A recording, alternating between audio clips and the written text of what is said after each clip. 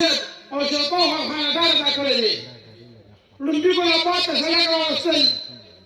بیا پکې بجلي کول بیا پکې پرانشبندي کول بیا هغې سکول نه ځای اخیستل په هغې کې های سکول جوړول بیا ورته ګیس راوستل بیا پکې توبیان جوړول د صفاو کو انتظام ورته کول بیا چې کله د هټانو کړی و دې کې نه سړک و نه پکې بجلي وه نه پکې ګیس و یو په چا ته سامان پکې لګېدلی و او مزارات چې کوم خلکو سیاست کوو بلاکه سامان لاندې ورته ناست وو سا به یې نه یوړو علم ملتي په ماښام به بیا وسولې لومبیو ته هغه د 50 تمن څوک و بیا به دغې تېل ډیلۍ کې ورته من بل څوکه سامان هغه ویډیو ته وکړه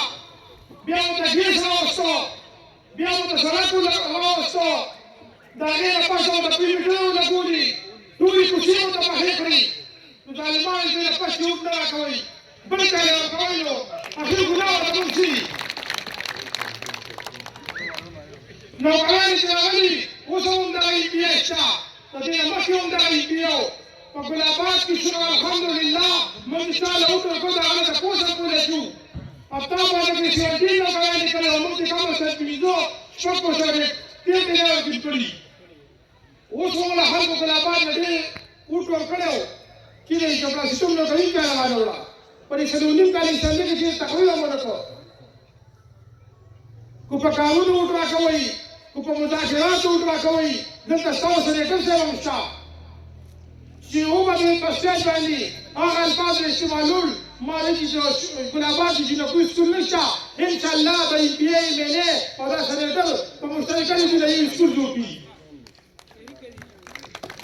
یو د جنکو سکول ته کتاب خانه نه جوړ کړی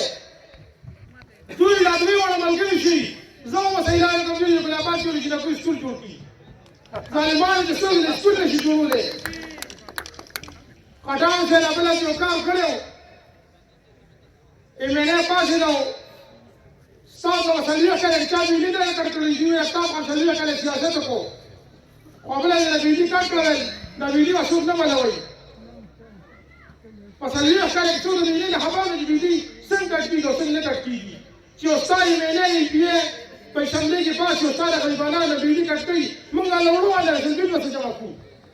ما هغه ټول ملګرو ته مخکې هم دا ویلي اکثر خلک وایي افطار احمد خان شیرپا صاحب ټولو خلکو د بجلي بوټ ده او ټول خلک پنډې شي آفتاب احمد خان شیرپا صاحب په اسمبلۍ کې دا ویلي وو چې بجلي په زموږ صوبه پیدا کوي په ځان نه باندې شي ټول خلک به پنډې راشي نو په ځان نه خلک به ټول خلک پنډې شوي لا چې خلاص او ټول یې تېرو زه هم تاسو دا وایم انشاءالله